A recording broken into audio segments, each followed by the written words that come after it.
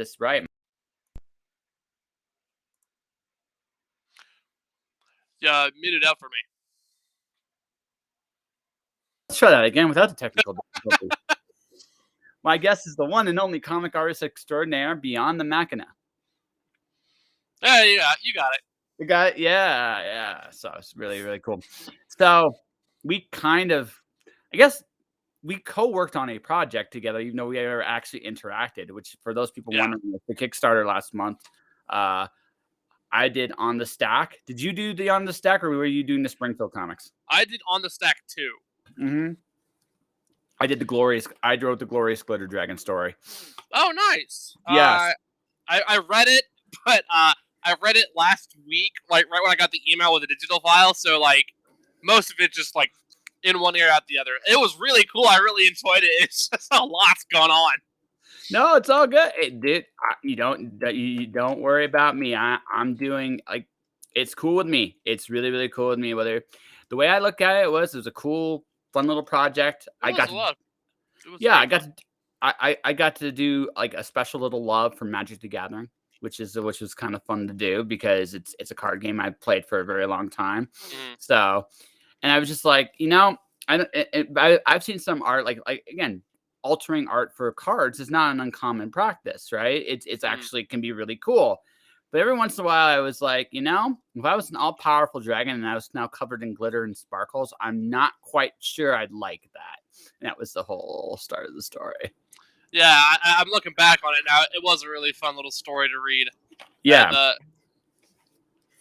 And, it was fun to read just because of the alliteration and just the different the thought process. I thought it was fun. Yeah, a card now that can alter itself because it has no flavor text. Like, it's kind of cool. So were you a gamer yourself, or was it? Yes, I am. I've been playing Magic, not consistently, but pretty often from about 2015 onward, give or take. So you were there for actually some really good sets.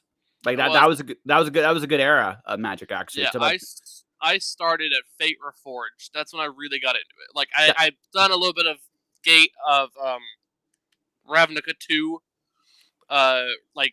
guilds, not guilds of Ravnica, but Return to Ravnica. All I did a little bit of that, but once Fate Reforged rolled around is when I started really getting into it. Yeah, no, so my all-time favorite Magic sets are Ravnica, Innistrad, Zendikar. Nice. I think most people that played the game love those sets.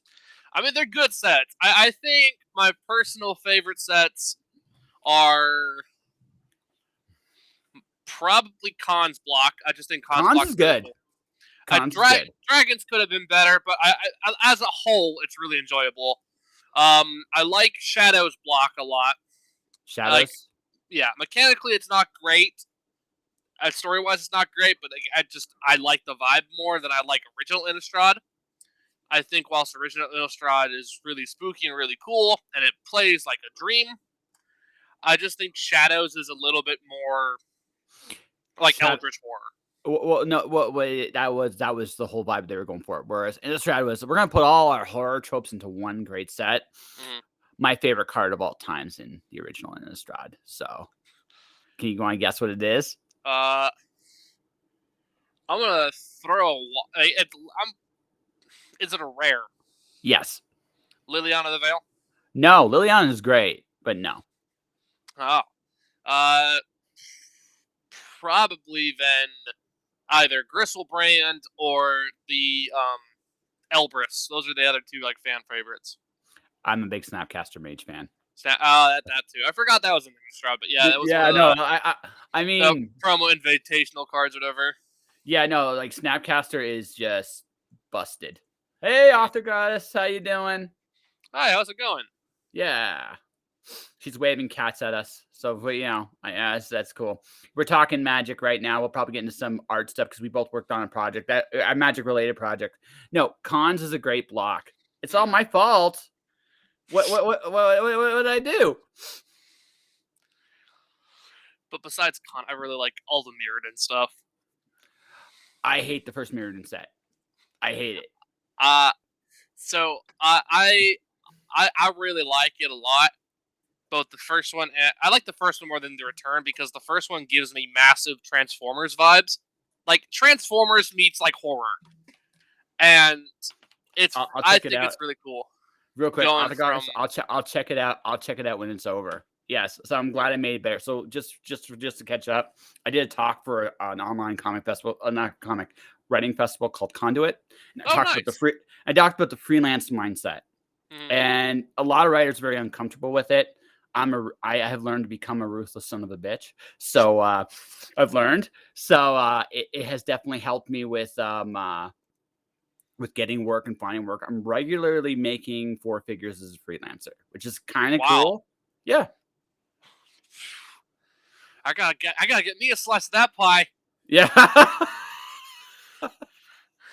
Yeah, it's not every month, but most months I do. Most months I do. So I think the most I've made in a month just from like artwork, a mix of artwork and writing, and because I'm mostly an artist, but I do like creative writing on the side, like just miscellaneous stuff.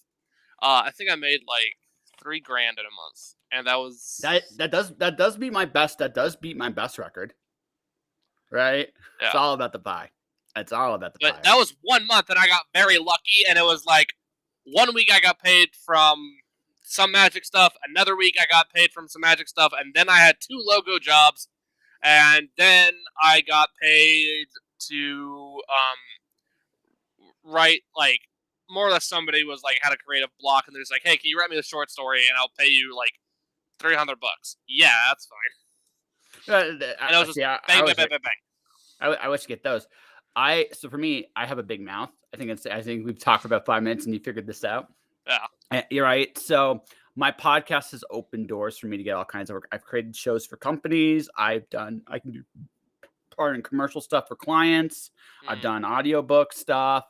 So I can do I have a lot of different skills. And one of the things I figured out was the secret to this is really 3 things. And it just sounds pick something you want to really do. Something you love. Yeah. Figure out what you're worth and believe it. And just constantly advertise it all the time. That's it. I mean, it's pretty solid advice. My only problem is focusing because I got ADD real bad. And my meds they were pricey for a while, and then they got more expensive, and it's just So Jack Axe, honestly, doing that formula builds your craft. Because when you like, for example, I'm doing advertising copy, so I'm gonna put mine up here real quick. You guys can take a look. You guys can take a look at it yourselves if you really, really want to. I actually updated my advertising copy today, literally about an hour ago. So if you guys want to check out what I did and how I did it. Right? Check out. Yeah. It's a nice website. I can get. Yeah. Presentation is important. I hate to say it because one of my mentors, that was all he was about was presentation. But yeah, like that's a huge secret to this. And and I'm putting that up there for people to watch. Look, so every day, this is what I'm going to do. I'm going to be writing copy just like what you see here, literally just like what you see here, every day. Now the other thing I'm going to be doing, yeah, exactly, totally, author guys, totally. But the thing is, and I can't actually do that right now. I got to, yeah. Send private message me your link there, Author Goddess, and we'll do it. I'll check it out, take a look at it, because now I'll just show it here. That's all it's gonna do. But the thing is, I've learned this. Like, it's a really simple concept, but it's a mindset thing. It's totally a mindset thing. You have to you gotta go into this with like, I'm not gonna fuck this up. So my goal now is to get to what you did on my best month was actually 2 months ago. It was $2,000, $2,100. Yeah, my usual month from artwork is probably like $100, maybe 2. Yeah, but like I said, the way you could actually do it, like a really simple thing, because you probably draw every day anyway, right? Or most days. Most days. I should. No. Should I? Yes. Okay. Okay. More so in the summer when I'm stuck at work not doing anything, and then I get home and I'm just tired.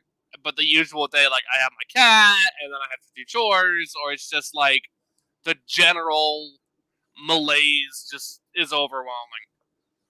Yeah. So for me, I used to work full-time job, and then I Mm, realized I got too old for that shit. And no, I you hit a mind like when you you hit a certain mindset, you just realize like, do I want to do this for the rest of my life?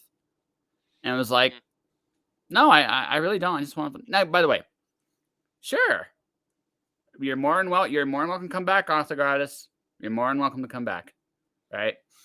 So the reason why, like, the big thing about this is I realized something like if I have to stop thinking like I'm an employee. I have to start thinking like I'm a business.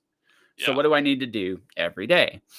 Put out stuff for business, right? that's I fair. know how. Again, you just checked out my website. I don't know if you actually read the copy or not. If you did, great. If you didn't, that's cool too, right? But the idea is I can build a brand for you. I know how to do that. I know how to put an image together or and tell a Mm, story about you. And that is what I'm offering to people. So what I'm mm, going to be doing every day is I'm going to be writing a little short story every day on my stuff, on my socials, all that stuff that people can read. And then occasionally, and then what I'm going to be doing is I'm going to start to put like snippets of this podcast on both Instagram and TikTok on a regular basis as well. And I'm going to do this. I'm going to make a bet to anybody in this room that I'll get my first client this month by the end of the week. hey, that's pretty good. I'm going to make that bet.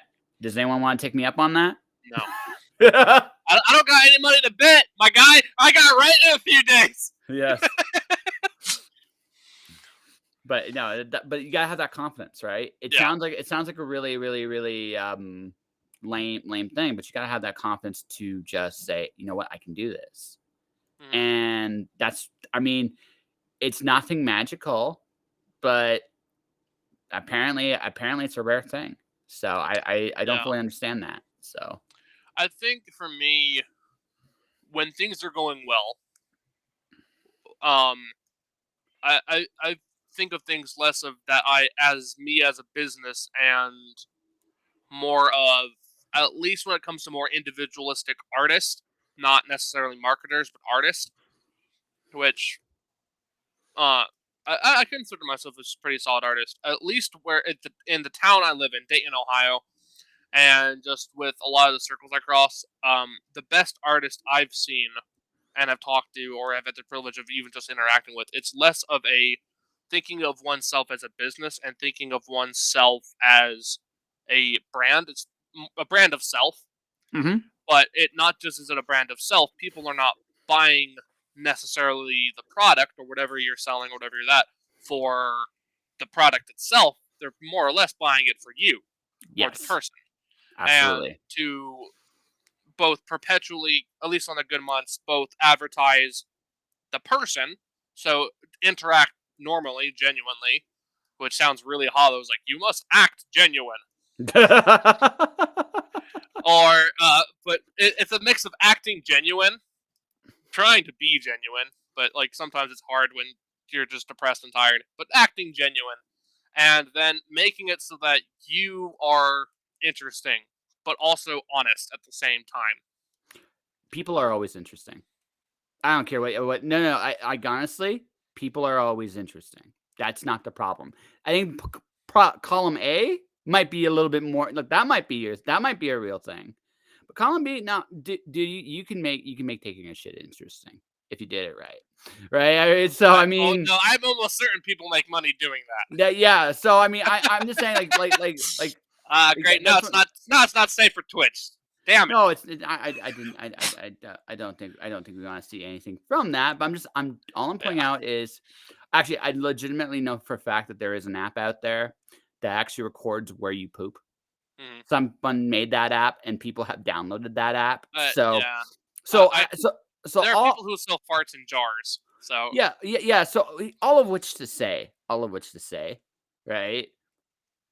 You can make anything interesting. Doesn't yeah. matter what it is. Anything. Hmm. Right? It's just okay, I'm depressed and tired. Okay. No, you could just do a drawing of you being depressed and tired. You just have, like you just with cheese doodles, like, drawing yourself eating cheese doodles and we're going, "God damn, don't feel like doing anything today," and people would buy it because people would understand that, right? So you joke, but I haven't necessarily done that. But there have been times where like I've just like I need a warm up sketch or something, or I Yeah. just need to do that, and I'm not necessarily feeling like making anything like really impactful, but just like something I could throw away and not feel bad about it. I've done crayon drawings for like $5 and like Yeah. had done a bunch of those in a night, and it was very funny because they ranged from, oh, here's like just a genuine drawing of somebody's cat in crayon, and other like things that'd be like, ah, yes, I want this specific magic card. Going back to the start of the conversation, I want this magic card, but I want it to look as oddly hot as possible. I'm aware you're drawing it in crayon. I want it drawn in crayon. If it wasn't drawn in crayon, I'd be disappointed. But I also want it like borderline Provocative. borderline inappropriately sexy. So I'm like, all right, what? Sure, all right, yeah, all right. So, here's what you're selling, right? You're selling either 2 things, by the way. Just going back, we'll talk about like, the mundane shit in just a second. You're selling 2 things only. Yourself, as you pointed out, and the feelings you evoke, right? So if you're always like, I'm gonna just tell you straight up, like there are people that are like you, have a wandering attention span, Mm-hmm. kind of probably bored, and probably those occasional bouts of unhappiness, and I don't feel like doing anything. And if you did stuff that reflected that part of your personality, you would draw that kind of group of people in. Hey, I get that. I connect with you there, and suddenly you might have customers. That's part of what my style is, and like the moderate success I can say I've had with my artwork is from a lot of that stuff. So my main style, you've read the comic. Mine was the black and white horror one or Yeah. horror-ish one. Yes. It's that horror, but like darkly comedic. Um, that's the word that's most people have thrown around. Is like darkly comedic and kind of like spooky Twilight Zone, but like not taking too seriously. And that sort of stuff is what sort of that's the vibe that I go for, and that's like people that are attracted to that are the ones that are a lot of my main clients or friends. Yeah. So I mean, so there you go. Like, so secretly, you're a Treehouse of Horror Simpsons fan. That's kind of what that reminded me of a little bit. I've only seen one Treehouse of Horror Simpsons episode in Which my one? entire life. I've only seen the first one with the Raven. I have not seen the others. So they're the only, like, in my opinion, they're the only good episodes of The Simpsons left. Like, they're the only really good ones at this point. Because they're short stories. They're having fun with Halloween Yeah, concepts, I like and a handful of the couch gags. Some of the couch gags are pretty good. yeah. But yeah, I mean, I don't watch The Simpsons too much anymore because frankly, it's not my Simpsons anymore. My Simpsons is back with the monorail, I and much I like the monorail, it's abandoned project too. I never really watched The Simpsons. I wasn't really allowed to growing up, and even then, when like I was given the option between that or other things, I usually like went with either South Park or Family Guy. Family Guy is like a darker version of The Simpsons.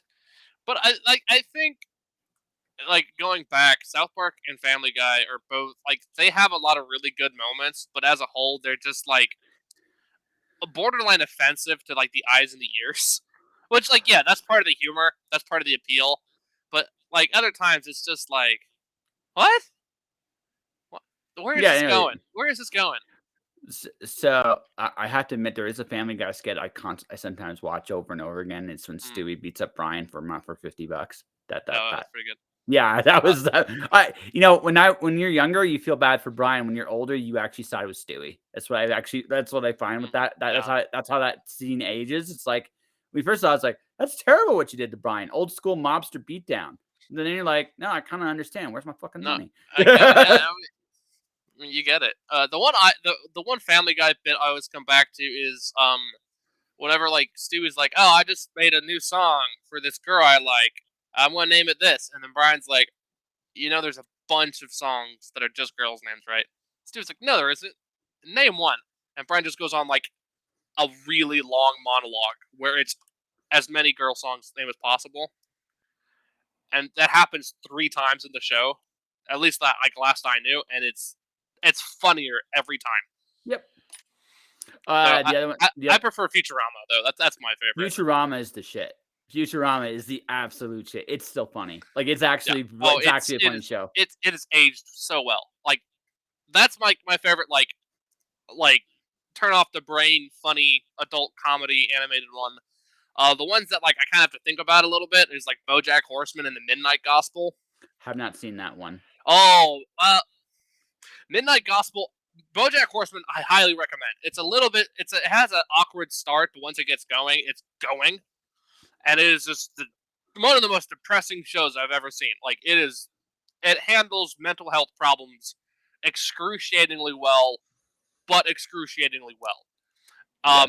Midnight Gospel is just like psychedelia incarnate. It's about this like washed out, like wannabe podcaster who spends his spare time getting lost in different universes, which is kind of the show's analogy for like psychedelics. And it sometimes it's really goofy, like here's this character dressed up as like a space clown, and he's talking to somebody about what does life mean, but not in a existential what does life mean, but like here's just life. And then later on, it goes over like what is the death like what is death to us. Mm-hmm. And it's still psychedelic and goofy in the background, but like without spoiling too much, the guy talks to his mom at the Yep. end of it, and it is really heavy, but really good, especially on similar things that the show was probably inspired by.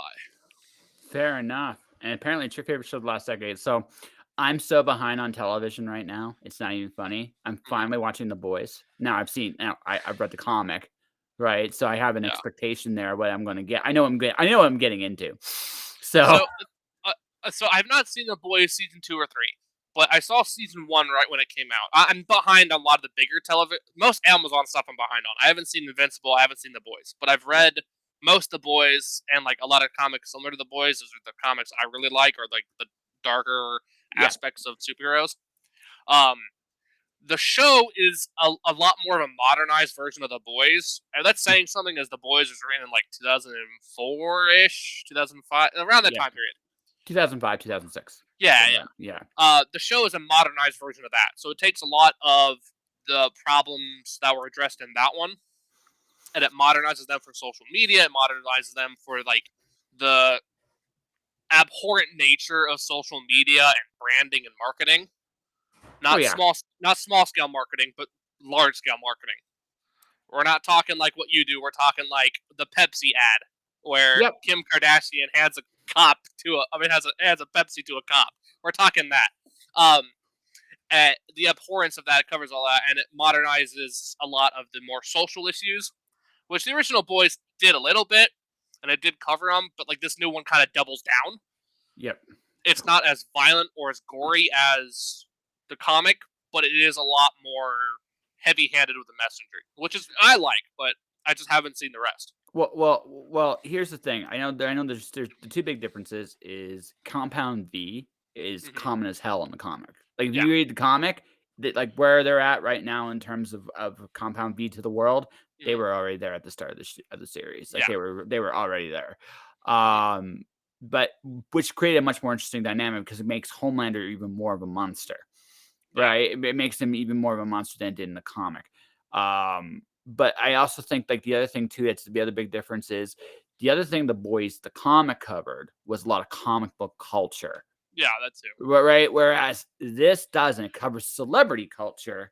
Hmm. And while there are certain things where they cross over, the truth of Yeah. the matter is, right, it's But a lot more contemporary that way. like I said, it's a modernization, Yeah. Yeah. So which I feel is it's done well, at least for season 1. I haven't seen the rest, but season 1 was good. yeah. So I mean, I actually met Garth. Actually, I met Garth in Oh, this. that sounds rad as hell. No, he's a cool dude, man. He's a really cool dude. Garth is for those people watching or listening. Created the Boys. Him and Derek Robinson were the Mm. original team that did it. I met Garth in Phoenix in 2000. I want to say 15, maybe 2014, something like that. And he was promoting his movie. Chill dude, just a really really chill guy. I'm trying to figure out. Punisher Max is probably one of his things. I think. Garth Garth Ennis as a writer, my favorite Garth Ennis thing is not is Jennifer Blood. That's my favorite. Hmm. He wrote the original 6 issues of that. I thought it was really a housewife that secretly was an assassin. Like pretty badass. I liked his run with Judge Dredd a lot too. That was the other one I really liked. His war comics are really good. I like Johnny. Last thing I read of his was Johnny Red, which was really really fun. And actually, if I hadn't read that, I would not be doing what I'm doing my novels right now because Hmm. he pointed out to me some of the Russian like troops that fought the Nazis. He highlighted a really amazing female fighting force, and it's like wow. So I looked more into it, and it's like no, Russian women are badasses. They really really are.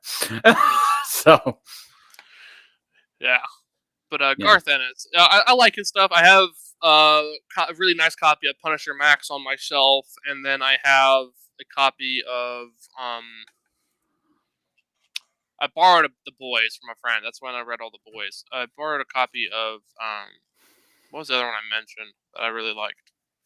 Oh, Judge Dredd. I have some of Judge Dredd on the shelf, and yeah, I have the movie that was based off of some of Ennis's Dredd comics, okay, being Dredd.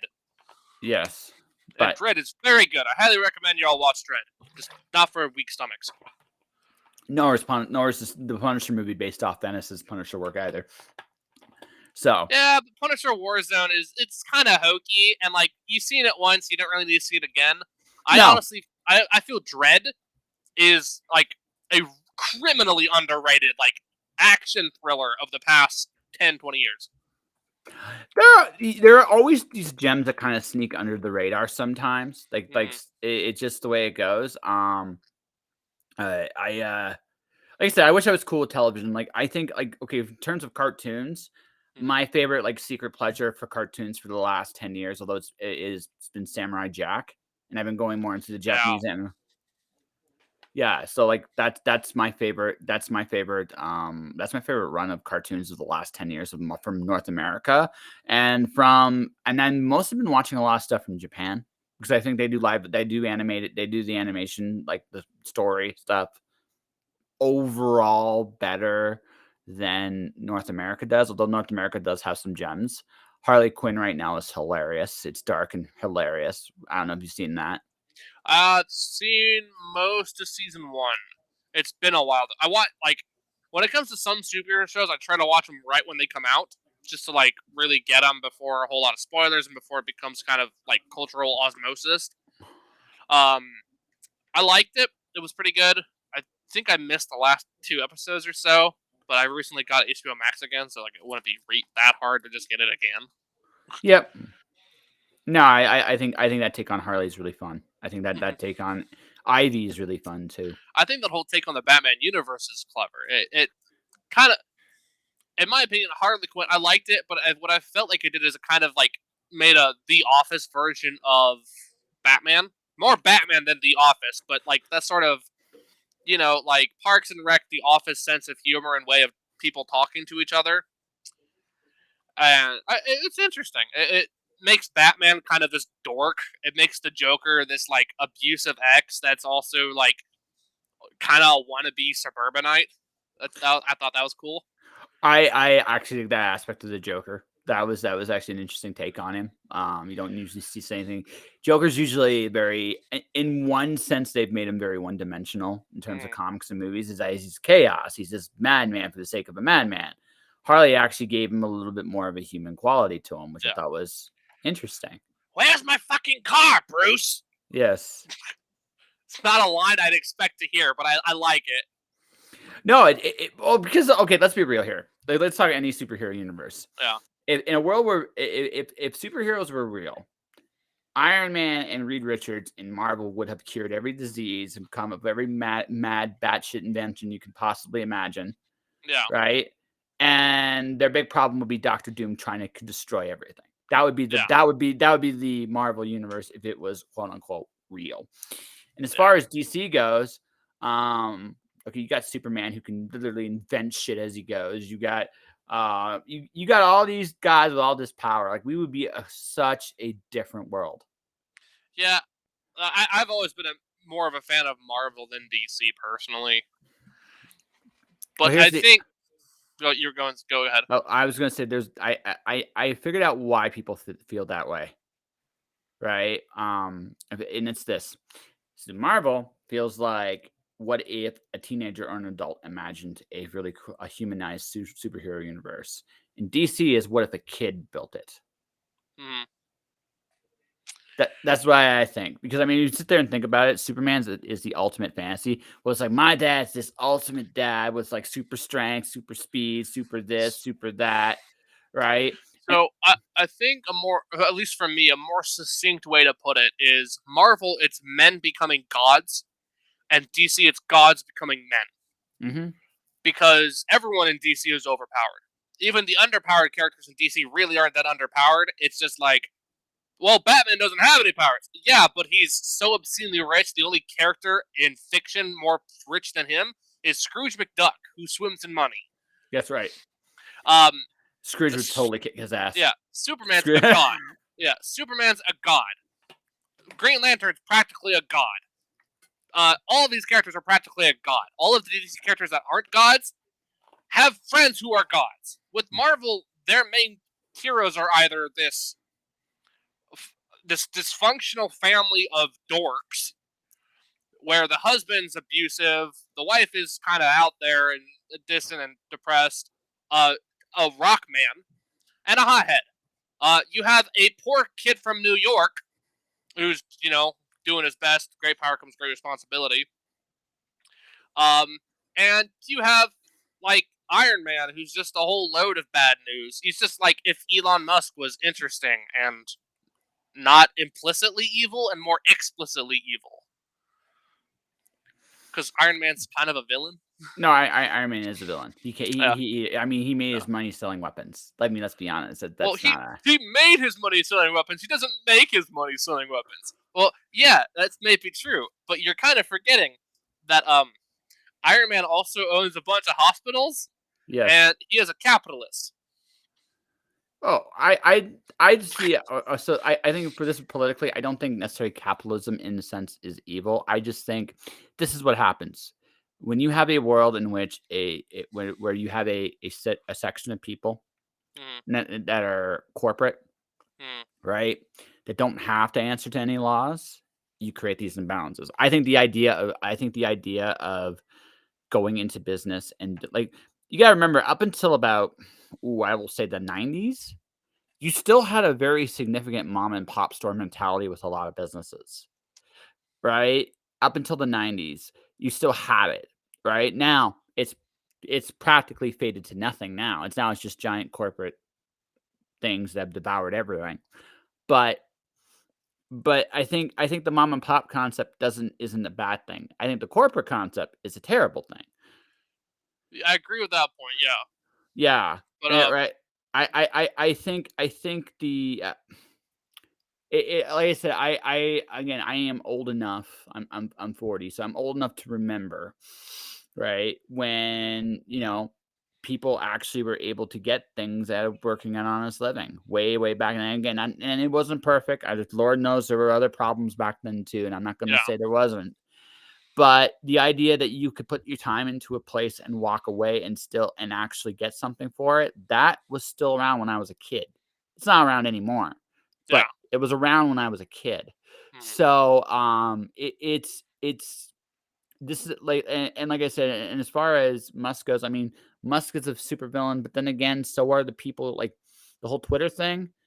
Twitter is owned by a bunch of rich people just like him, yeah, right? So that's kind of so I kind of look at it. It's like you're like picking like rich bitch A, rich bitch B. Either way, they're still rich yeah. bitches. I'm of the inclination that anybody, again, going back to the great power, great responsibility. Anybody who has that sort of great power, no matter necessarily how one got it, um, that they should use it for. They should be responsible with it and be wise and be kind with it, or it should be reallocated. There are like people like Dolly Parton. Dolly Parton is the usual like example. Dolly Parton could easily be a billionaire with a B. Mhm. She chooses not to. Doesn't want to be. Great power, great responsibility. And she's a very responsible, very kind, very good person. And has Dolly probably done some terrible things? Yeah. But also, Always. instead of being a billionaire, she is a millionaire. But she is a millionaire who stays a millionaire just because of the sheer amount of stuff she's done. And, like, all of Tennessee is in her debt. A lot of West Virginia, a lot of Kentucky, and honestly, most of the American South.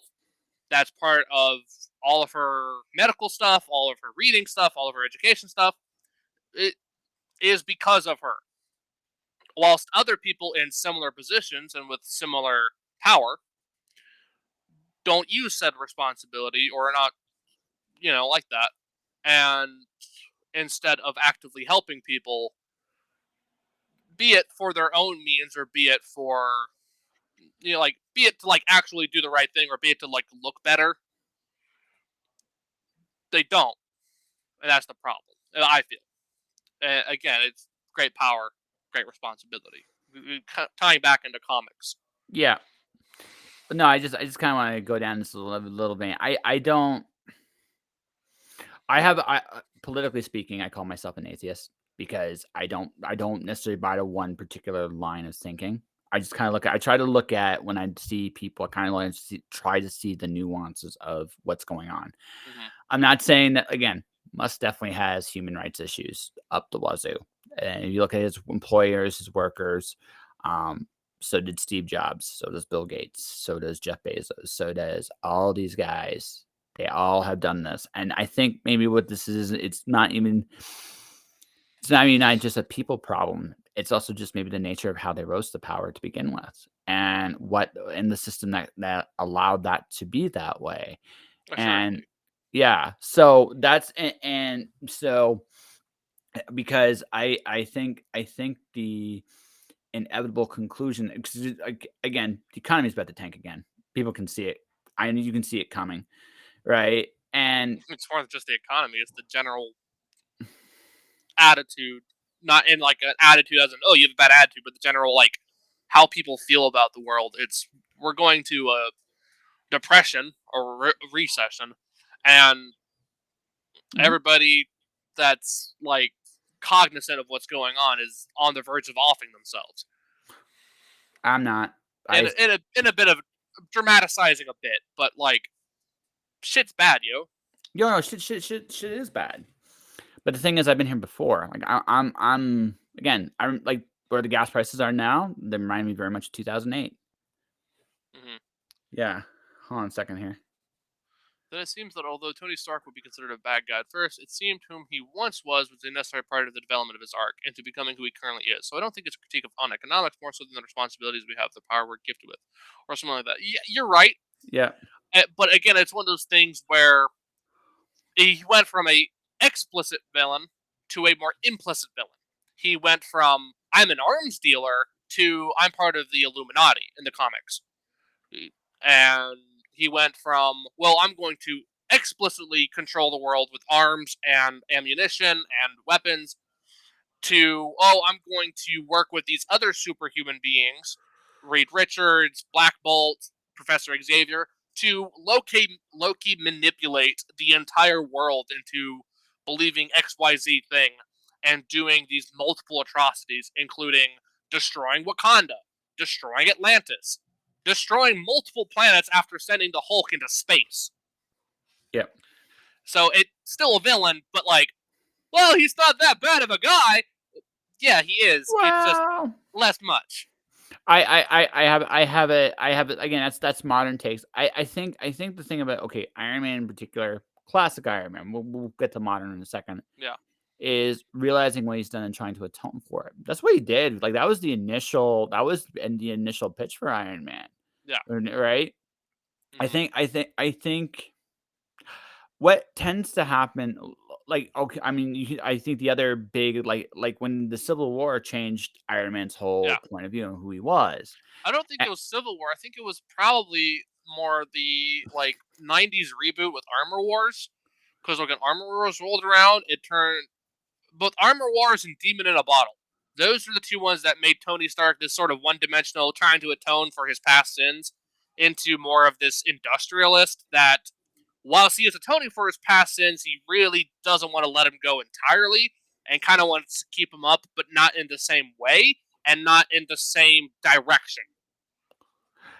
Yeah, maybe. I don't know. I haven't read that close. Civil War is when I noticed the shift with Iron Man. That's when I Yeah, noticed it. that was the biggest shift, because that's when he did the Superhuman Rights Act, and he was more or less the antagonist. He had a ethical point, but he was the antagonist of Oh, Civil War. absolutely. No, no. He was the villain. Like there's no ifs, ands, or buts about it. He was the villain. Right. And he won. Which Yeah. I think which was actually the more Oh, interesting he way to won for a bit, but yeah, well, he won that battle. He won. yeah, But yeah. that was interesting because it led to more interesting stories you could tell Mm, with Marvel, which I think is a credit to them actually. yeah. Um but no, I mean like looking at Marvel's characters, all of them, Hmm. modernizing them like we are rethinking again, probably because of what you said, everything's about to go bad, man. Right? We're rethinking everything. And once upon a time, back in my day, shut up, clouds. We were I like again, just one the I mean, the biggest two things I've noticed that are missing in today's world, and I think it reflects in everything we're doing, is transparency and integrity. Yeah, And like once that's when you lose those two things, you have a tendency to, um, how do I put this? Then if those things aren't there, nothing matters. yeah, that's what I mentioned like earlier on, is building myself as uh uh the brand is the person, not the person is the brand, Mhm. where it's how you act that matters and what people are buying for. Absolutely. You might have a mediocre, let's say you're selling shirts. You might have a mediocre shirt, but if you're a stellar person, a wonderful person, it doesn't matter if a shirt's mediocre. Everybody loves you, so they buy your shirt. Good point. 2 point. There's a balance to that as well because here's the thing. I speak to this as someone that's made mistakes as a freelancer in the past. People give me a shot because of who I am, but if I can't deliver, that'll be Mhm. the only shot I get. Yeah. Right? Because it's not they won't hold it against me, they won't be mad at me, there won't be any of those things. But Mhm. but they will remember these things. Yeah. Quality is important too. Yeah. It is absolutely paramount. Hmm. You gotta have both. You have to Oh have yeah. Oh, of course, of course, of course. I'm just saying, like, when the two are here and here, yes, quality matters. But I feel now, where we are in the world, what matters more so is the personality behind it. the personality gets the attention first. That I will agree with you there, but this is just my opinion. I, I think it. I have dealt with people that are literally all presentation. One of my Mhm. former mentors, that was all he cared about. Yeah. As good as he was, the fact that was all he cared about was his undoing. Mhm. Right? There has to be a point in your presentation or your person or your thinking that you have to um you have to deliver at some point or you will not get another chance. Sooner or Yeah. later you will run out. Hmm. I think this is where I will definitely agree with you. Personality, feeling, connection, storytelling Yeah. get people's attention. It's But they it's st- they stay because of you. yeah. Yes, You I can't have agree. you can't have just style. You can't have just substance. You need both. Yeah. No, you absolutely do. You are right, you absolutely need both. You can't go one or the other, Hmm. right? And Right? when you go one over the other, the lacking one eventually becomes You're one's undoing. own downfall. Yeah, It that's it rots you from the inside out. If it's just style, then who are you? I mean, exactly. yes, you're all the style, but who are you? And if you're just substance, wow, but there's nothing there to really like drive. Cool. Well, There's it's stuff. Well, it's not even that. You can have the best product in the world, but if no one knows you're there, Yeah, who cares, exactly. right? Hmm. Right? You might have the best product in the world. It's just how it goes. Like I've learned that. See, the problem when it comes to art is people like me. It's my big mouth that's ruined everything for you, buddy. It's my big mouth because I can talk about people's stuff and I bring people's attention to the world. So I bring attention to you right now, right? Yeah, I So appreciate it. since I brought attention to you, and that means somebody else, right, who might Mhm. legitimately be better than you. I'm not saying you're bad or No, anything that like I mean that, but right. But the point is, you're getting the attention and they're not. exactly. And so writing wise, I know a writer. She's very much. It's funny. Talk about the craft of writing. Hmm. She's there. Amazing, amazing, amazing person that way. But when we talk about advertising, nothing. Hmm. Yeah. So what happens is she's got this great presentation, right? She's got this great product, Mhm. but her presentation is the shits, the drizzling shits. And as a result, no one knows it's there. Learn to advertise. Learn to market. Yes. No, it's true. Learn to network too. Learn to network. Yes. That's the other No, big thing. no, absolutely. I mean, this is why. I mean, one of the best things about doing the show is I get to meet all these amazing people all the Yeah. time. I mean, you're episode 807 on the queue. I mean, Hmm. that's a lot of interviews, right? So Yeah. live, right?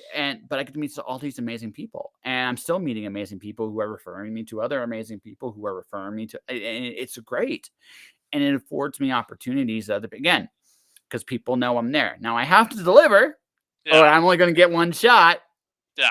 but I can do it. You know Mhm. what I mean? Yeah. That's what I'm working on now, but on a much more of a local scale. Just Yeah, because um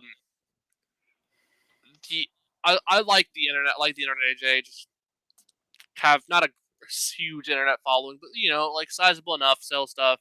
Yeah, but I feel what I want at least to see my stuff in is I want to see my stuff on the streets.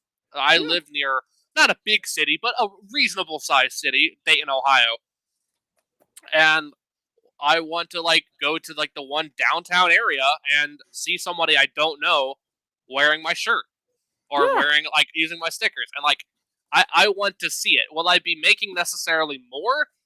I don't know, but that sort of local connection and talking to the local stores, networking, and also providing the substance. But I mean, providing the style. Like my stuff's fairly stylistic, but also like being there and having, you know, always delivering or on and such. I think is important. It's cool to see on a local scale. I recently there's a pizza place near me yeah. that makes particularly weird pizzas. Uh, they made a cicada pizza. They didn't sell it, but they made it. Yes. Um, and they've made a bunch of other weird ones. I think currently they're two weird pizzas because they cycle every week and a half. They have one that's a spinach artichoke dip pizza, and then they have one that I think is only available till tomorrow. Is like a breakfast sausage and biscuits one. That's amazing. Yeah, but Now I'm hungry. Thank you. you're welcome. Uh, Yeah, but so I just been talking to them. I'm like, listen, I like your stuff a lot. I really do. I appreciate it. Here's just some general photography I've taken. You can use it for whatever. Free photography. I don't aim to make money off of it. It's just cool pictures. Also, I noticed that y'all like Magic the Gathering. Hey, do you think maybe come the fall, I make Magic the Gathering playmats? Not huge, but reasonable sized. Pretty cool. A lot of Magic players around here know me. A lot of stores know me. Do you think you like to run an event? I'll put in prize support. Hey, that's pretty good. I talked to Pizza Place. Pizza Place liked it. Talked to an arcade within walking distance. I'm like, hey, I've helped y'all run events before. Just talk to these guys about running an event later. Mind you, all of this I'm still promoting my brand and my stuff. It's Sure. just, uh, but it's that building of um, it's the style and substance. Back to that again, and it's cool seeing it on the local scale. So, you want me to make a suggestion to have you take it one step further? Go for it. So, you had an opportunity there because if you're a photographer to actually give advertising content to all these businesses. So, here's the thing about that business. It stands out because of the unique pieces it does. So that pizza business could use, theoretically speaking, Mm. right, is pictures of their stuff on the web. So again, we're gonna go back to like times are bad, man. Do you know what actually does better in times like this? A sense of humor. That does. But I mean, business wise, what actually will make you money in times like this? Probably stuff that's escapism helps people. Oh no, that's how people medicate. We're gonna get to that. We're gonna get to that. But so this is something this is my thought to you. Okay, Mhm. advertising becomes more important in times of depression and recession than they actually are in good times. It's actually Yeah, more important. It's more important, not less. it And it it is more important, but it historically it's also been more malicious that because doesn't, but no, but doesn't need to be again. You just pointed it out. You yeah just pointed out a great angle that you could go with. That's not malicious at all, yeah, but right? yeah it's funny stuff. Yeah, no, you can be funny, but also you just mentioned it. Escapism is Hmm. look. People will go like is my words or pictures going to be value like worth anything in the depression? Yes. Why? People self medicate by escaping into different worlds. Sometimes to laugh, to cry, to be angry, all whatever the case may be, Hmm. right? So take that pizza business for example. People are Hmm. going to escape into those weird pizzas. Hunger's a comfort food, right? Yeah. So you had an interesting little ability there because you had all these pieces of other neat little pizzas. You could have actually offered to sell them this and advertise for them and actually make a decent chunk of change doing it. And it wouldn't have been malicious at all because there's value in that, right? And this is something that this is like that's just a step further than what you're already doing. You Hmm. are going to where you are again everything we do. I mentioned this on the presentation I did on Saturday is an advertisement. Everything. So if you think of it like that, everything you're doing is a commercial to addition for whatever else is next down the road. Then the opportunity exists then in what you have, right? Is you can actually make a buck with your audition. Why wouldn't you do that? That's not malicious either. So I'm just When pointing I it out. say malicious advertising, I mean, um, so a good example is like the 1930s depression, the Great Mhm, Depression. Whilst advertising the escapism was great then, was fantastic. It got people to buy a lot of stuff. It also led to a lot of cultures and ways of thinking, even that have lasted now, that is only predicated on marketing. Like mhm, buying a ring for a wedding, that was a De Beers ad for mhm. diamonds in the 30s. It's meant to be like, well, you're not truly getting married unless you have a ring. Along with stuff like that, a lot of like dresses, a lot of funeral stuff, most stuff that's like things we hold, like love, death, uh, living, stuff that is in those fields. Both can be marketed for good and marketed for bad, and uh, it's the responsible thing is to market it for good and hope it sticks. The more historically viable thing is to market it for bad. But you don't have to, and you can Oh yeah, still make money. That's kind of like my whole point here, yeah. right? Right? Mm-hmm. Is I can't control what other people do. Mm-hmm. And to be frank, at this, I don't care. Not because I'm not a malicious person or an Yeah. unmalicious person. I can't control that. So Mm-hmm. there's no point in dwelling on what I can't control. What I can control is how I present myself and how you got that same control yourself, right? Yeah. So I'm just pointing this out to you like this. I mean, you're already doing all this work anyway. If you can make a buck from it, there's no crime in that. And honestly, selling what you're doing in that regard, right, isn't malicious. It helps them, it helps you, it builds a Mm-hmm. relationship, right? And now it gives you a better opportunity to keep crafting said living. Does that make sense where I'm coming Yeah, yeah. from? It makes sense. It makes sense. It does. I think at least for me and from where I am literally in the world, not like just position in the grand scheme of things. I think starting off with more of a genuine and sense of community, a sense of doing thing for everyone, not necessarily at even one's own benefit, but just helping everyone out. Getting a little bit from the side, but like, well, listen, I'm let's say I do this event sort of thing. Pizza Bandit markets their stuff, I market my stuff, the arcade markets their stuff, and it's this huge event. But and like we all get paid, of course, from a thing like that. I think though, in setting it up and in communicating, I feel the communication is best done in a sense of community as less of a self-centered thing. Not necessarily saying self-centeredness is bad. Not at all. It can be very good. But I think saying that sort of connecting to people as opposed to going viral, in a sense. So, do you mind if I give you a small rebuttal? I don't completely Oh disagree no, with your philosophy. I'm going to give you no, a rebuttal. please, I'm going to give you a please, rebuttal. please. There's one problem with that thinking as a general rule of thumb. This is just my own experience. There's one problem there's two problems actually, but the one's a more existential one. It's not really important, Yeah. right? Mm, What I have found personally as yeah. a freelancer is when I offer something for free, people don't appreciate it, Mm, right? If you convince someone it's valuable, they're more inclined to use it. I'm not saying don't be charitable. That's not what I'm mm, saying. What I'm saying is, right? Okay, for example, something again, you see someone struggling, like asking for change on the street, you want to buy them yeah. a meal, Mm, be that charitable, be that good to the community if that's what you want to yeah. do. That's what I do.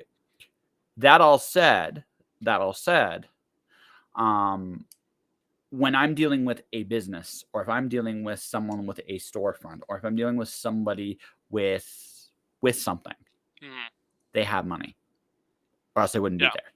They wouldn't be there.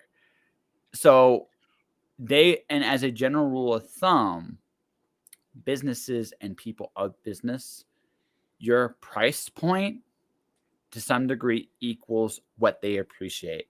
And this is a lesson I've learned the hard way. So Yeah. so the only thing I'm going to point out to you is, well, I get your concept. Something you need to be aware of, something you should ask yourself when you do decide to take this approach is, are the people you're helping going to really use and appreciate what you've done? Because if Yeah. they were paying for it, they would, especially if they were businesses. That's definitely fair, and it does make sense, and I agree with it to a point. Yeah. I feel though in the current way we are, the shit's bad, yo. Um, and I've learned a lot of this the hard way because I have done things for people where it was free or it was like, listen, I'll do something. I'll do it at a reduced cost. Still pay me, but I'll do it reasonably cheap. Yep. Um, I've learned though, at least again from my literal location in the world, that while sometimes if you say it's valuable, act as if it's valuable, and sell it as it's valuable, it'll be treated as valuable. Other times, at least just for me, and it probably is different elsewhere. Ohio's a very weird place. No, not arguing. Yeah, exactly. Not arguing Uh, there. yeah. Um, it's Yes, that's where I yes, agree. but yeah, And that's what I'm talking about. but I think at least for me, the investment is less of a financial investment and more of a social investment. Not necessarily, my what I'm giving you is valuable, but that my company is valuable. Not my company as in like the business, but company as in who I am and what I do. A good example of this, just my personal history, is there was a esports place in town, and I have experience running esports events. I also do at least like smaller scale marketing. know how to make a flyer, know how to like talk to players, know how to talk the talk, walk the walk. If I want to do a Smash Bros. Tournament, I can slay in a few games, being like, listen, hey, you like to play Smash Bros? Listen, I'm having this huge tournament here. Here's how you get it. Here's all the details you need. Here's where to find us. There you go. That sort of thing. A bit more than that, but that's the gist.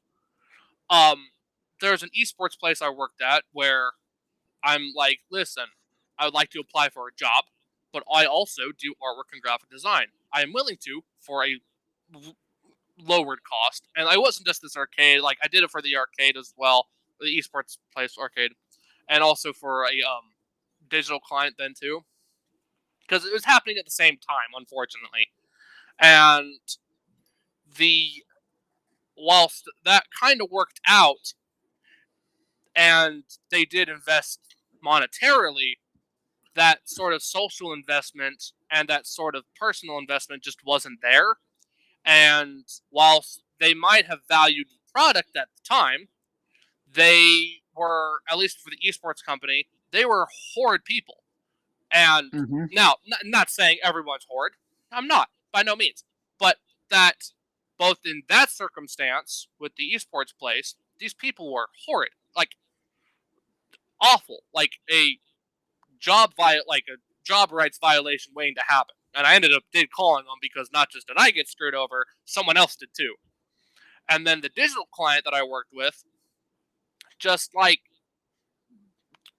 turned out not necessarily the same way, not nearly as cruel or as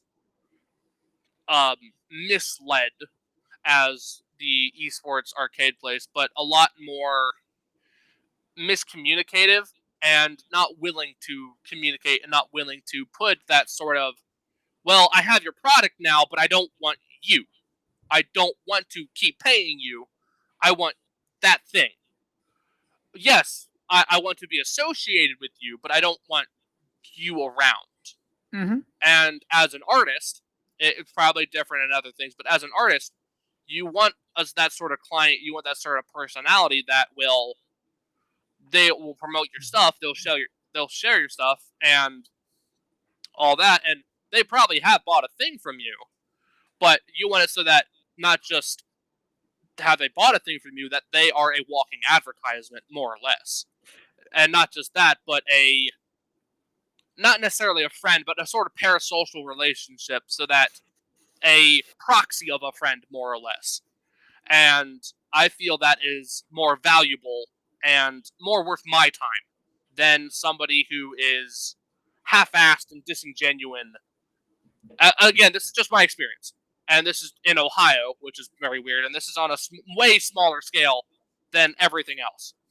But I prefer that integrity and that honesty, as well as that, be it a business friendship or a proxy of a idea of a friendship, than a sort of a number on a page.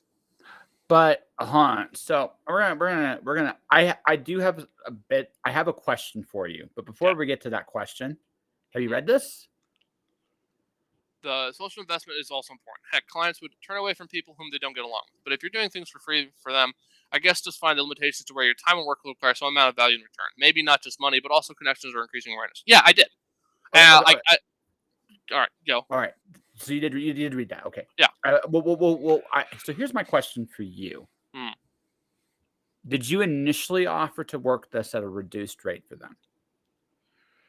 For the places I've done stuff for free? Well, no. I'm talking about the arcade and the esports, the horrid esports experience. When you initially negotiated with them, did you offer a reduced rate to start? Yes. Okay. So I got a story for you. I want this actually. That's fine. Though I do only have about 20 minutes left. No, sorry. No, we'll wrap this up soon. Don't worry about it. So here's my story. So my very first client that I was going to, and it was the first one I ended up firing. This did not end well. Yeah. I ended up, so the offer was I was going to run their Kickstarter campaign in return for 10% of what they made. At the time, I thought that was a good deal. It's not. It really, really isn't. Yeah. So For the record, folks, if I like you, my charge to run a Kickstarter campaign is $2,500. And that's if I like you, right? If I don't like you, it's a lot more. The thing, and here's the reason. This is the Side lesson. note: I've done my commissions the same way. So my commission price usually, if it's like someone that like I kind of like what they're doing for like a logo, would be like on the low end, like Oh no, 3 to 5. On the high end, it's like 6, 7. Yeah, and by the way, when you have good relationships with people, yeah, obviously that's a very different deal, yeah, right? It's when you're trying to establish a relationship with people, and this is kind of this whole thing. The person yeah, here I was dealing with was a friend. And I don't know if we're friends anymore, but we are a yeah. friend. So it was for an anthology for a book, and for this anthology, I wanted two very important things, which was when are we actually starting the campaign, Mhm. and who is in your anthology. Now, the reason for this is so I can do my job to promote this better. Yeah. He had an New York Times best-selling author that I did not know about until he announced it. All right.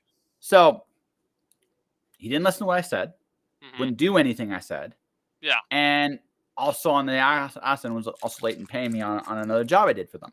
Mhm. So I ended up firing them. Yeah. And when I was reflecting on that, why did it get this way? Bad communication is a big part of it. Mhm. That's on both ends, mine too. But I realized the reason, and this was the conclusion I came into with my head, was I didn't charge enough. Because, and this is going to go back to you here. I think part of the problem you had with the esport group was you sold yourself short to when you dealing with bad people. This is the other reason why Yeah. my price points are the way they are. When you deal with bad people, Mhm. that price point forces them to respect you more. At the very least, you're getting paid to deal with their horseshit. So the big thing, the reason I charged low for them, for the other client, the digital client, it was just like Yeah. So yeah, yeah. With the esports place, it was I got the job there. I had a job there. I had an interview. Interview went well. They said, listen, we'd like to hire you. I'm like, listen, great. Now that I'm hired, I also do this. Because I'm hired, I'm willing to do that. That's why. no. Less of a selling myself short and more of a sort of incentive. No. Okay. That is slightly different. Although, again, personal experience. Yeah, I Yeah. wouldn't do that. If I work for somebody, if I'm working for an employee or employer, Yeah. I still wouldn't give them. I wouldn't give them the benefit of that discount. I just realized that I mean, that's I've learned that now. yeah, obviously, right. But yeah, this is something like I guess the important thing I want to say, and then we'll get towards the end and wrap this up and kind of talk about some other stuff for fun before we wrap up. Yeah. Yeah, it sounds to me like this place Mhm. because it was already a shitty place. Yeah, it's a worth thing. Going to something you said, so I do agree with you. Social investment is very crucial too. Yeah. Absolutely, you can't have it. You need both. Mhm. But especially when I'm meeting strangers, I tend to go high and I filter. It just Yeah. filter out because if you really want me, you're gonna find a way to make it happen. And if you Mhm. don't, you'll find a way not to. And that's Yeah. kind of how I see. And I've learned this. It's probably one of the most important lessons I've learned as a freelancer is that little thing is if they want you, they'll find you. And if they Yeah. don't, they won't. You know? Yeah. Mhm. But so it's a little bit funny. When I said, um, when I try to do stuff now, I aim to connect as opposed to going viral necessarily. That happened literally Yeah. because the really horrid esports place, they're called Viral. That's their name. It's spelled with a Y, but they were all style and no substance, and they just wanted to go viral. That was their whole sort of mentality. That Oh sort of shit. that sort of hype that sort of hype bro NFT mentality. That's all they were really before like NFTs were a thing. Like they kind of exist, but that mentality. That was them. And that's what I learned for them to be, and that's how they treated people. The arcade I worked with in Dayton, because like the other place was in a place called Kettering, technically part of Dayton, but like there's enough of a difference. The place that I work with that's connected to the pizza place or like walking distance, it's called Connect. And Well, their goal is to build a community and have yeah. that community constantly come in. No, And and they have a really good chance of that because again, they already have a very unique point of view. All look, all I'm saying, man, before we move on yeah, is this: you mm, do great work. thank you. You do great work. Just don't sell yourself short. Oh yeah, That's it. I learned that the hard way, partially because of viral, partially because of that other client, and then just like I've learned to sell myself higher because I can't afford anything. No one can really. Well, And but yeah. Well. Again, it yeah, depends on what your clients are going for, right? Like I said, exactly. I just mentioned. Again, the only reason why I just mentioned what I did with the pizza place is they got Mm, money. Otherwise, they wouldn't have their place, right? yeah. So that all said, it is what it is.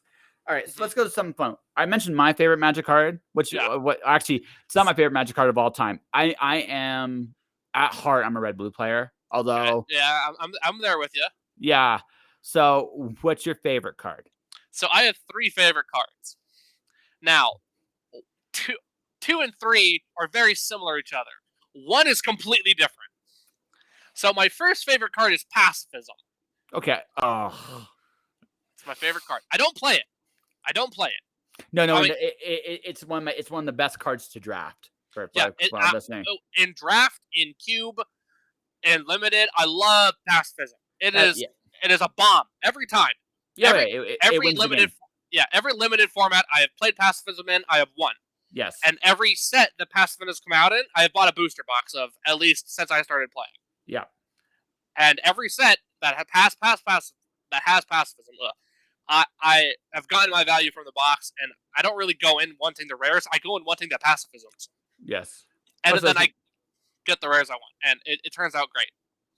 Korea, I think I got 2.5 boxes, and then flipped everything else into Korea that I didn't really want or couldn't really use, and made like 3 times the value. yeah. I just wanted the pacifisms, No, that's really. fair. So passive. Okay, so what's 2 and 1? So 2 and 3. One is pacifism. I also have like 3,000 some pacifisms, Okay, that's including your card. multiple. That's your card. Okay, Yeah, yeah. that's my card, including like multiple foil 7th editions, which are like $30 a pop. So I have like $300 worth in just like 7 pacifisms. Nice. Yeah. My second favorite card is Possibility Storm. That's a good card. Yeah. Possibility Storm. I love how it works. I love what you can do with it, and I love a lot of the min maxing you can do in deck building. Yes. So that I want to play a 1-drop, I'll get a 10-drop for free. Yeah. If you build the deck right. And then my third favorite card is Kark the Thumbless. Oh, Quark's Thumb. Well, I like Kark's Thumb, but I like Kark the Thumbless more. Oh, okay. What does he do? I don't know him. Well, he's from Commander Legends. He is 1 in a red. Whenever you would cast an instant or sorcery, flip a coin. If it's heads, it goes back to hand. If you win the flip, it's copied. If you lose the flip, it goes back to hand. That's the gist of it. And he's just a 2/2 for 2. Okay. I gotta get him. Pretty simple little thing. Cast a spell, you have a chance of either copying it or it going back to hand and it not happening at all.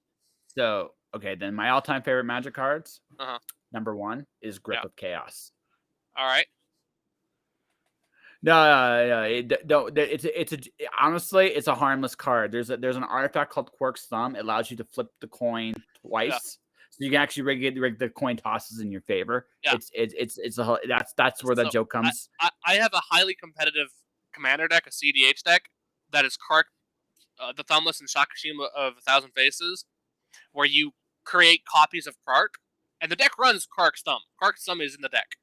But it comes to a point where mathematically it's impossible to not get the odds you want. So you always want 2 copies and 1 go back to hand. So let's say you play a ritual that gives you 3 red. You get a copy of it and you get it back to hand. So now you have 6 red and you have the ritual back to hand. So you play the ritual again. Now you're down to 4 infinite. red. So you go infinite. So you go infinite. No, it's not technically infinite because of mathematics, but it's like a 99.99999% chance when you have like 5 of them. Just 5 Karks. The odds are already like 99.99 repeating. Yeah. With just 5 of them. So my favorite cards of all time are Grip of Chaos. Okay. For which basically it's an enchantment that costs 6 mana. Mm-hmm. It eliminates targeting completely. Yeah. Every target is random. So if it's legally possible, anything can. it messes games up so much. It's fun, right? So I thoroughly enjoy that card. Wheel of Fortune. We're gonna go classic. That's one of my all-time favorite cards. Yeah. I'm if I had to, like, I love blue, but I'm really a red player at heart. I like the red. I like red's trickery. Red's tricky in its own way, and it's fun.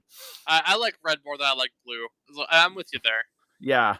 And then finally, Snappy is not in my top 5, but he's not actually not my favorite. My other card that I really, really, really dig is Young Pyromancer. I did a Grand Prix a few years ago. Yeah, I like So Young that, Pirate too. Young yeah, Pirate's probably in like my top 10. yeah.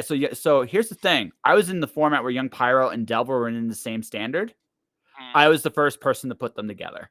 I literally was the first person to put them together because I was thinking of a deck to play. And I'm like, why not Grixis Delver and use this Young Pyromancer and every removal spell in the format to just make copies and swing? I did really well. I actually almost made it to day 2 of Grand Prix with that deck. Nice. But my mistake was Bonfire of the Damned, which is probably like the most stupidest miracle ever, right? I didn't main deck it. If I had, I probably would have had a better record. But it is what it is. I built that deck in one night. Delver's ridiculous. So is But I did I did an artwork I'm still really proud of for Young Pyromancer a year or two back, where it's very much Calvin and Hobbes inspired. nice. Or it's this little kid pyromancer with goggles and like running and like, so my style's black and white and a lot of like border breaking. It's like dragging this fire across the screen, or kind of whatever. It's dragging a fire across the screen, and it looks really cool. That is And really, really cool. it has these little like fire elementals that are really like crudely drawn, following it, Yeah, and that's awesome. it's cool. I'll send you it. It's No, funny. actually, I was going to request that as the image for the audio episode. Yeah. So, Let me find it quickly. And yeah, we'll keep talking while I find it. yeah. Well, actually, what I was going to say is beyond that, man. I mean, dude, I had a really, really awesome day. Like my 800th Yeah. episode dropped on the audio. My 50th column for First Comics Com got handed in today. Right. Nice. And I like my advertising copy, which you saw on the link I presented. That came out today. Like, it was a good day. I can't really complain about my day. And I got to meet you, which was kind of cool. Yeah, it was great. Yeah. You have the artwork now. Sweet. I'll definitely check it out. So what we do at the end of these interviews, my friend, is this. We advertise where people can find you if you want to do work or anything like that. So where can people find you? So the best place to find me currently is my link tree. It is linktr.ee/beyond_the_machina. Let me make sure that still works. I think it should. So Linktree, so it's beyond the Machina? Oh yeah, it's link the linktr.ee/beyond, just like the word beyond, _the_machina, MACHINA. And from there, it has my Twitter, my Patreon, my Inked Gaming, where I make Magic the Gathering inspired playmats. My shirt store, which I'm really proud of, where it's Bonfire. It has some pretty high quality shirts. The print quality is very nice. I have some for myself. Then Redbubble, where it just has an assortment of the other oddities I made.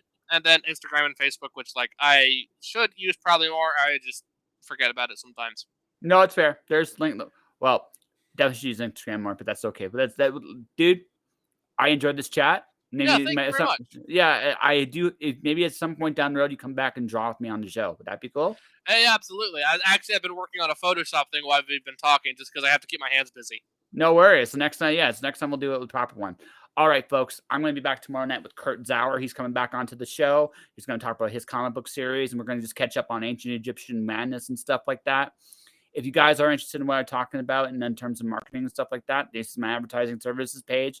Click there if you want to get more information. And to everybody watching, everybody listening, thank you for watching. Thank you for listening. I will be back tomorrow. Until then, guys, hold on a second here. Madness. Yes. Okay, so thinking of madness, a brief aside, that's my favorite Magic mechanic. My favorite Magic mechanic is Landfall. Landfall is good, but I like Madness a lot. No. Madness is fun. No, Madness is ridiculously fun. I won't deny it. But here's the thing. This is why I love Zendikar so much, and we'll do this in full next time we have a conversation. Yeah. One of the worst feelings in the game is like right in that mid to late point of the game where you're just drawing land and you can do nothing really with it. Yeah. what I loved about Zendikar was I never felt that way ever. I drew a land. Hey, I can do something, right? Yeah. And that always felt good. Like that mechanic was just like this is sheer genius. Now, that's my opinion on Zendikar. That's why Zendikar is number 3 on my list. Ravnica's number 1 because I love the guilds. The guilds are so cool. Yeah. Innistrad, it's like the horror person's dream.